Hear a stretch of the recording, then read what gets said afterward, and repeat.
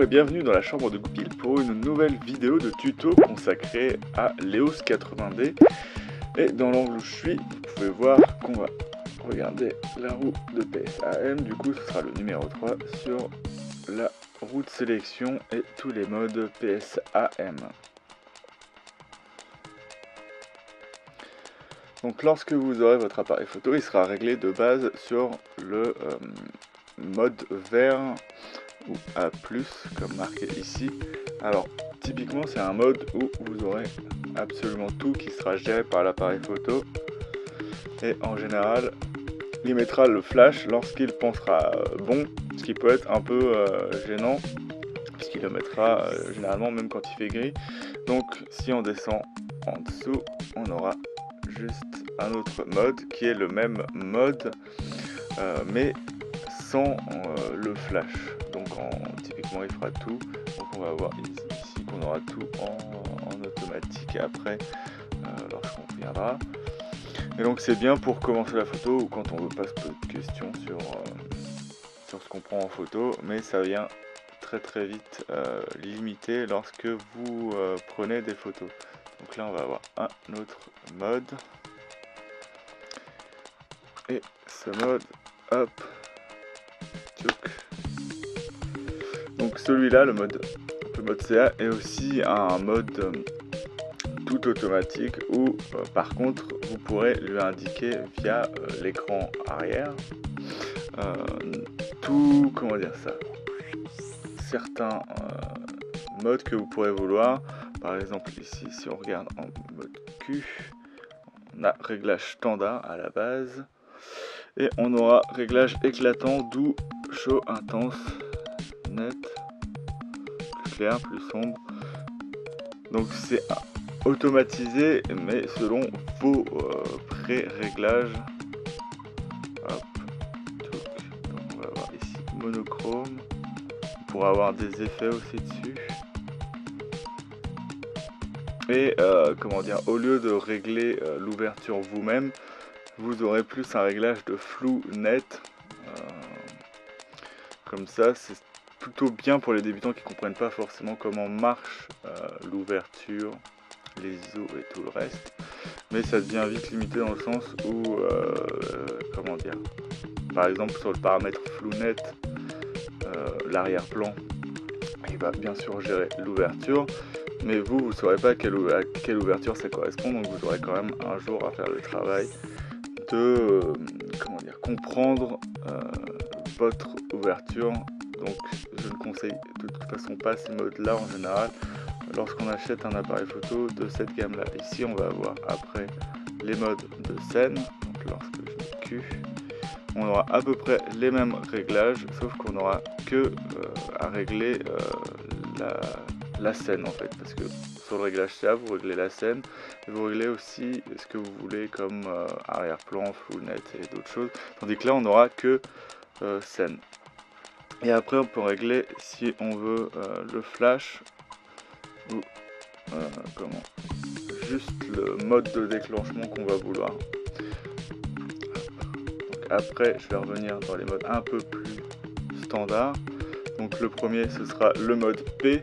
Donc le mode P c'est le mode PSAM, un des plus automatisés, puisqu'il y a deux fonctions qui seront comment dire, contrôlées par l'appareil photo, à savoir la vitesse et l'ouverture, et vous ne contrôlerez que les ISO. Donc ça peut être bien si vous voulez une sensibilité basse mais que vous ne voulez pas vous préoccuper spécialement des paramètres de prise de vue. Donc après on va arriver dans TV, qui est assez bizarre puisque normalement chez tous les autres fabricants on aurait le mode qui s'appelle le mode S, donc speed, et donc c'est le mode où lui va régler l'ouverture et vous réglerez la vitesse en fait. Donc ça c'est bien en général lorsque vous faites des photos au téléobjectif, par exemple vous voulez un oiseau net, pour être sûr, si vous n'êtes pas sûr de vous, vous pouvez être 1 millième de seconde et il va essayer de faire en sorte que l'ouverture corresponde, même si évidemment il sera limité par vos ISO. voilà, ça permet de pouvoir choisir, par exemple, dans des cas, lorsque vous faites des photos d'avions qui volent à hélice, il faut généralement éviter d'être au-delà d'un 300e de seconde.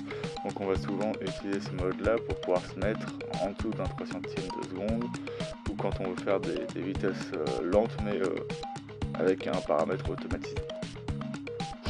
Après, on aura ici le mode AV, donc qui est le mode priorité ouverture. Donc en fait vous choisissez l'ouverture et lui va choisir la vitesse. Donc c'est le mode automatique que je trouve le plus pratique dans toutes les situations du monde. Ce qu'il faut savoir, c'est que j'utilise très peu souvent le mode manuel, parce que lorsqu'on veut prendre des photos vite, ça devient vite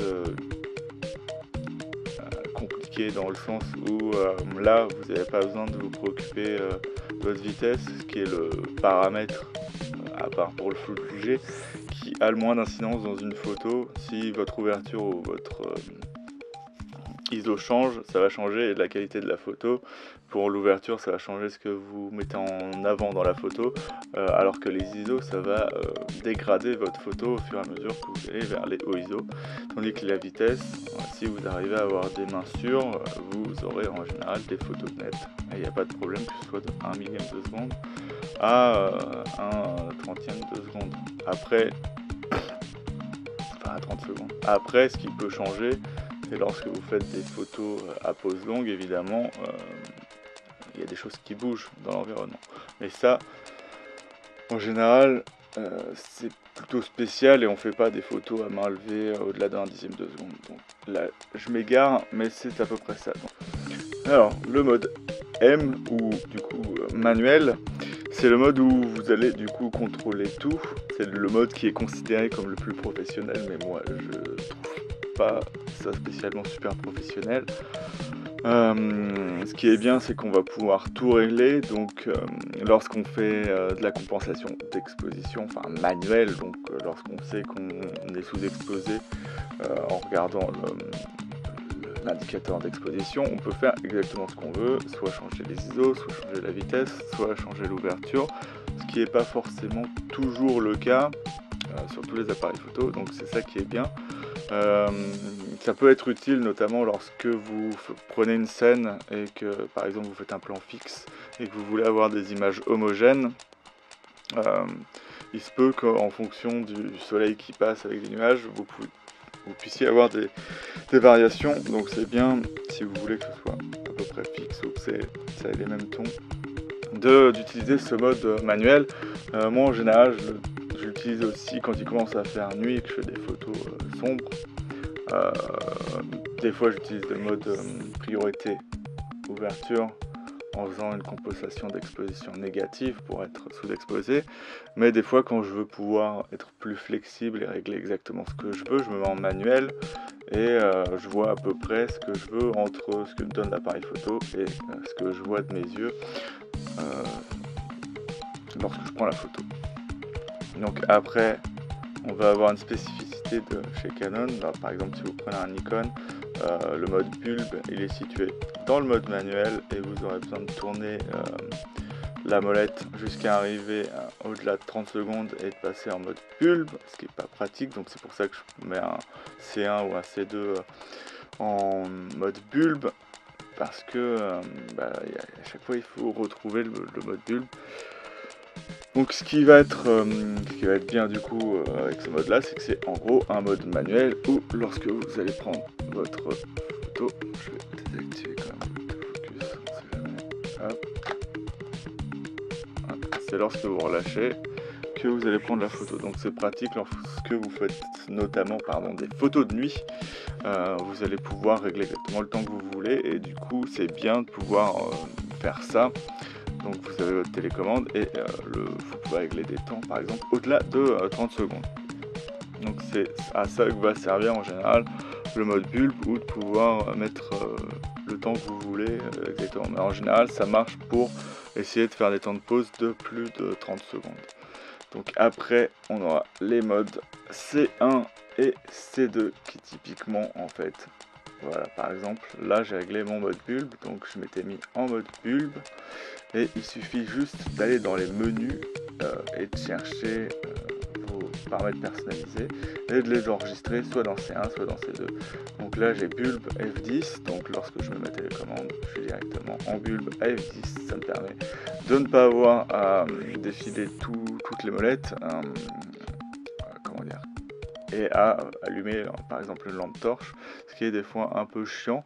Donc dans C1 j'ai directement mon mode automatique pour faire de la photo de nuit, enfin d'étoiles souvent, et le C2 je ne l'ai pas programmé parce que j'en ai en général pas vraiment besoin. Je préfère mieux changer manuellement les choses plutôt que de mettre deux paramètres, par exemple quand je fais des photos d'avion au téléobjectif, enfin ce que je fais pas avec cet appareil photo là puisqu'il me sert plus à faire du grand angle ou de la vidéo.